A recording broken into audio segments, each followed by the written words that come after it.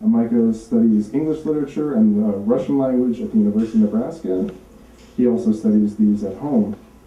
He likes to energetically read about ennui.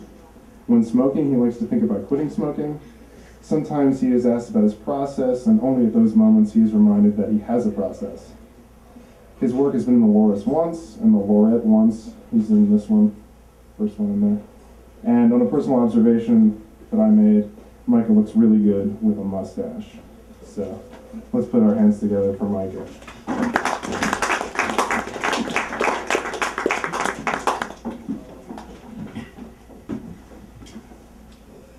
Thank you. It's cool to be here. Does this go any higher? I don't think so. That one doesn't go any higher. Sweet. I'll just not forget anything the entire time. The first poem I have tonight is called Outside of M. You said night after lounge like oats, like gene holes, narrow companies of naughty angels.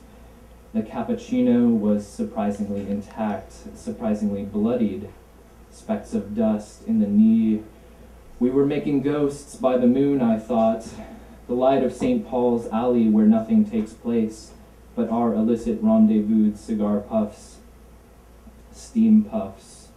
Want to call you, but she doesn't seem to want that body habitation or a cage. The moon, the spectral, the mostly serious play, you say.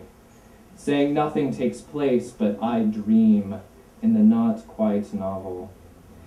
It's true, master, sniffling snow-far banks, walking up, and though I fear lacking in possibility and righteousness, but what congeals in bloodless salivary glands? How necessary stupidity, how pain thresholds? You say everyone knows where Shakespeare is, but can't be touched like me, down rattling chains with some brown shoes, some luck.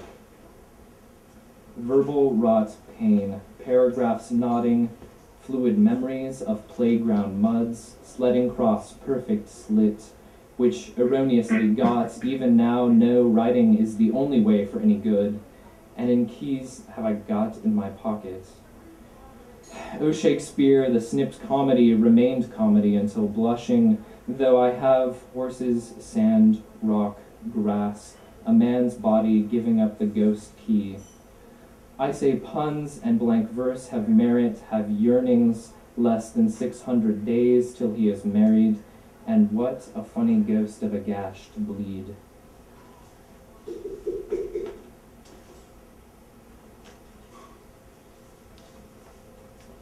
I don't have these in any particular order, so I'm just going to go as I feel.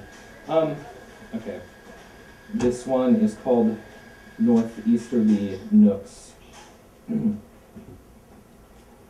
Flocks of permy curls have come to the concert.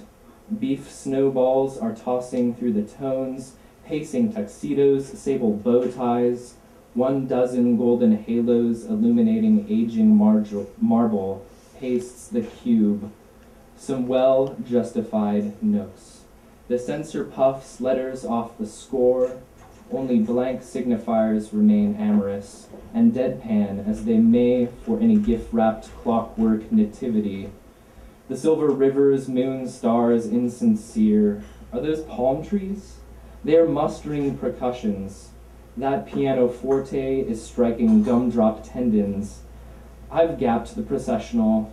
She is a foundry of hair, and so dark that compelled I love her, the season winter, and this lung-swept plains palette, how to bury sentimental mummies, gift-wrapped in sympathetic pages. An undercurrent or an undertone, if either exists in this henge or chapel of space, sorida. The rollicking fluids of the season, tinseled shrimp on brass platters, my shrimp runneth over into the whispers still spearing polyphonic diaphragms. Shoe polish rubs against strangers, the timing well tuned, a chord is constructed and the spindly spines shamble off into lauda per la nativita del Signore, into straying hairy wisps.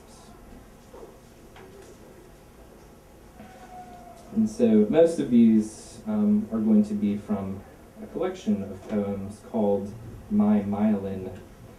And according to the eminent scholarly resource Wikipedia, myelin is a dielectric material that forms a layer called the myelin sheath, usually around only the axon of a neuron. So it's a little white bit of material that covers neurons.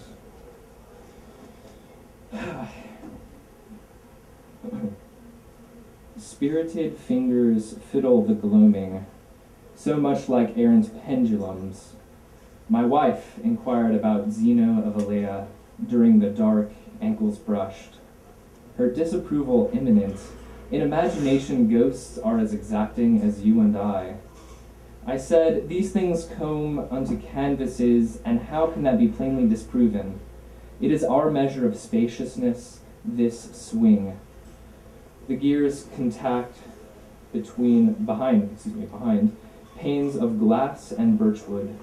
The carpet shifted softly. The sepulchre opened. The carafe was warm. The burgundy nails sculpted, amused. Some atomic transfers undid themselves, cloths furling their suspensions.